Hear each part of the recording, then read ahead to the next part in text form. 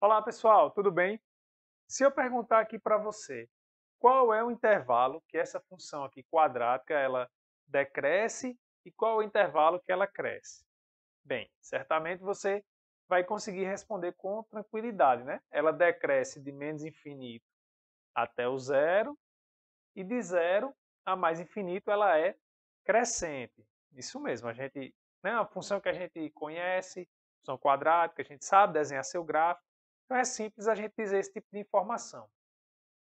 Mas já pensou se a gente não conhecer ou se a gente não tiver a necessidade de traçar o gráfico da função e mesmo assim a gente conseguir dizer onde é que ela é crescente e onde ela é decrescente, seria uma boa, né? Então, se você quer aprender como falar isso sem conhecer qual é o gráfico da função, então fica comigo até o final dessa aula. Roda a vinheta. I never made it, but I know what it takes. I'm motivated by a mix of emotion. Got my statement, and I'm reading it slow so I can. Eu sou o professor Adriano Medeiros e você está no canal Bote Fé na Matemática. Desde já agradeço a você, né, que pode deixar aí seu like nesse vídeo, vai ajudar bastante o canal. E se inscrever, caso ainda não seja inscrito, para acompanhar aqui muito mais vídeos com exercícios resolvidos aqui, ajudando aí na sua formação. Então, a gente viu aquele caso que a gente sabia desenhar, mas de fato eu trouxe aqui o resultado que vai nos ajudar, né, a estudar a região de crescimento e decrescimento de qualquer função. Então, olha só, quando a gente tem uma função que está definida do intervalo AB na reta, certo? Que ela é contínua e que é diferenciável no aberto. Então, o que a gente tem é o seguinte, que a derivada ser positiva nesse intervalo, isso implica que a função ela é crescente nesse intervalo fechado AB, tá certo? Na verdade, isso é um se somente se. F é crescente se somente se sua derivada é positiva, tá? Geometricamente, a gente já tem mais ou menos essa noção. A gente ainda vai ver isso geometricamente. E se a derivada for negativa, né, para x pertencente em AB, então f é decrescente nesse intervalo. Então, só para a gente enxergar aqui geometricamente, olha só. Quando eu tenho uma função que ela é crescente, né, ó, o que é que acontece com a inclinação da reta tangente? Né? Porque a derivada, né, em cada ponto, ela vai nos dando justamente a inclinação da reta tangente. Né? Ó.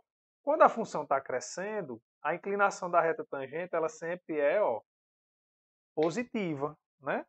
Ela sempre é nesse sentido. Então, geometricamente, a gente consegue visualizar, né, que quando a função está crescendo, de fato, o sinal da derivada é positivo. Agora, como é que a gente consegue justificar isso algebricamente? Aí a gente vai aplicar o teorema do valor médio que a gente aprendeu na aula passada. Lembram? Assistiram essa aula? Se não assistiu, corre lá para ver. É um teorema fundamental, como eu falei, inclusive quando eu estava fazendo essa aula. Você não pode deixar de assistir essa aula completinha para que você não perca nenhum detalhe, tá?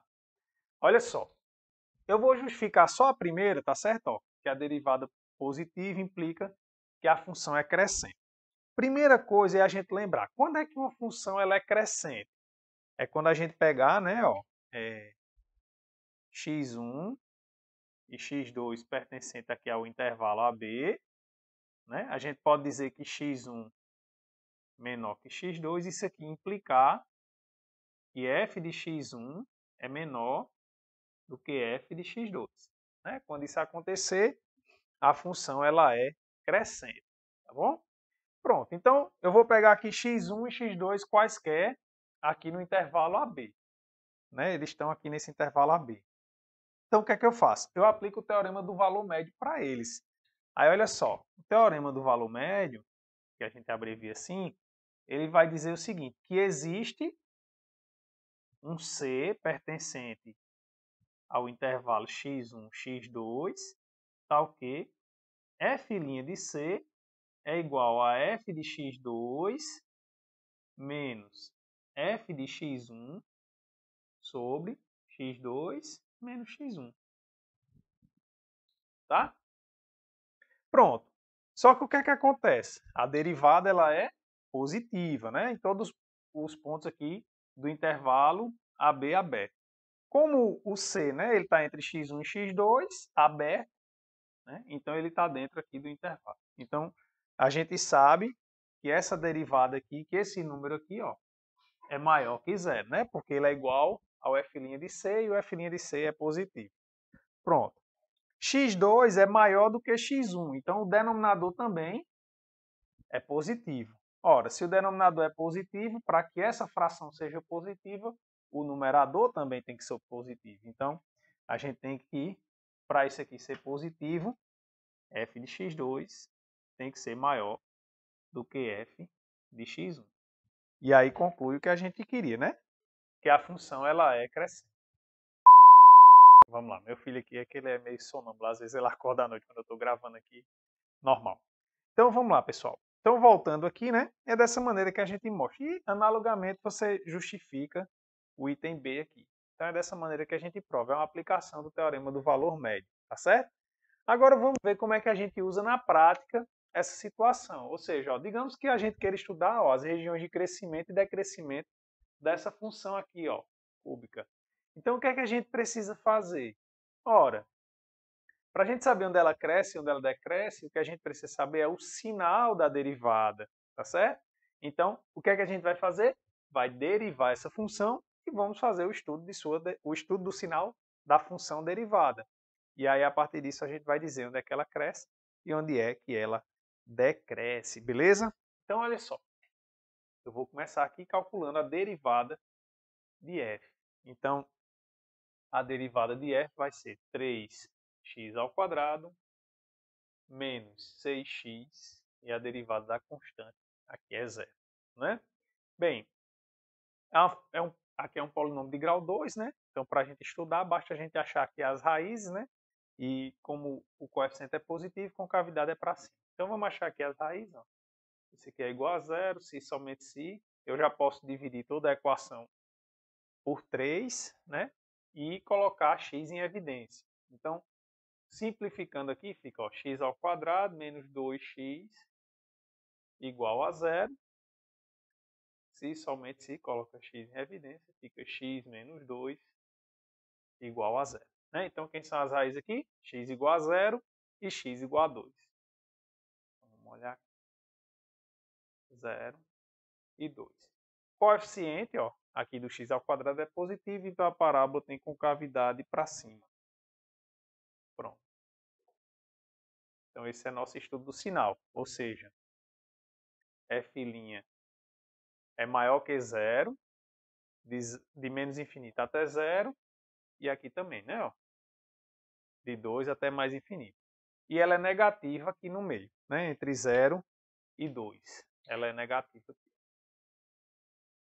Entre 0 e 2. Beleza? Pronto. Então, sabendo disso, o que é que a gente pode afirmar? Que, logo, f é crescente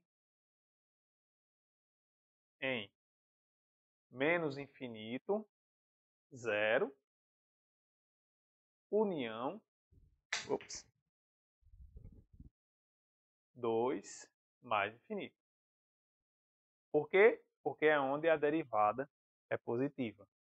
E é decrescente